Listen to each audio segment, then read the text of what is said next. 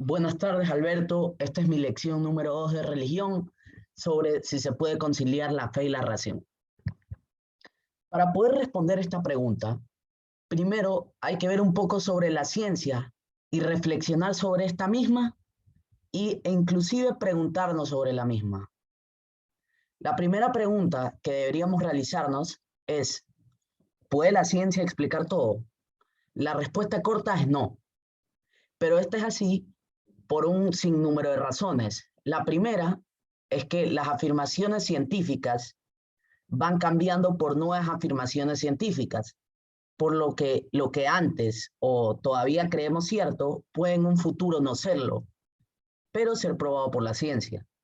Es por esto que los verdaderos científicos piensan que la ciencia no puede responder todo, pero puede aproximarse a lo que es el entendimiento verdadero de los fenómenos naturales mediante un método científico. Es por esto que los científicos se llaman a ellos mismos buscadores de la verdad. Para poder hacer esto, los científicos basan sus afirmaciones en su método y así logran evitar hacer afirmaciones de otros campos como lo es la filosofía.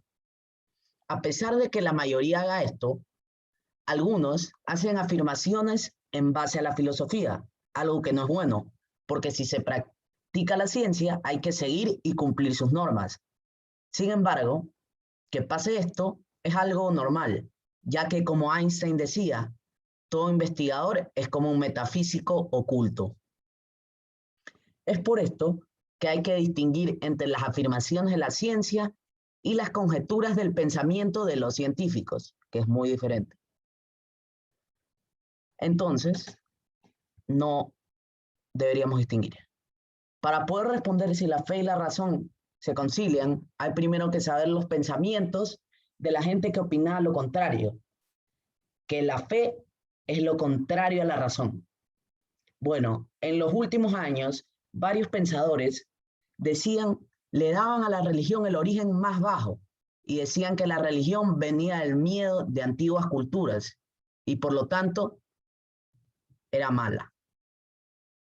Entonces, decían que primero venía la religión, luego venía la filosofía y luego una ciencia.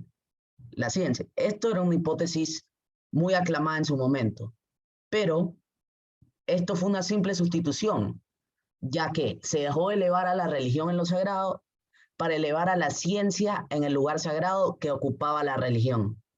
Todo esto era un empeño ateo de que la humanidad se salve por sí sola, por la razón. Esta cosa está bien razonada, sin embargo, no es correcta, porque la batalla del hombre contra el mal va más allá de la razón, como por ejemplo los actos de regímenes totalitarios o el racismo, el alcohol y las drogas. Todos estos regímenes tenían en común el ateísmo, buscaban crear una sociedad perfecta y pensaban no necesitar de Dios. Pero obviamente se equivocaron y hicieron muchos actos horribles. Es por todo esto que para que una sociedad sea buena y equilibrada, no solo necesita la sociedad como estas culturas pasadas, sino la voluntad y la sensibilidad.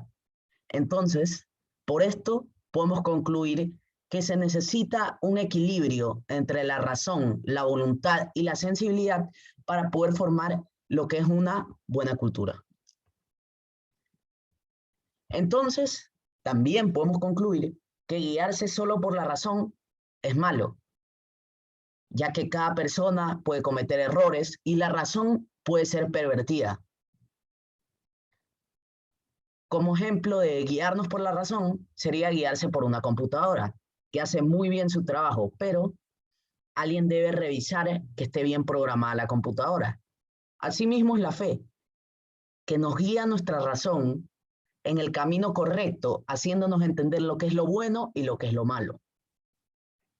Es por esto que la razón debe ser guiada por la fe.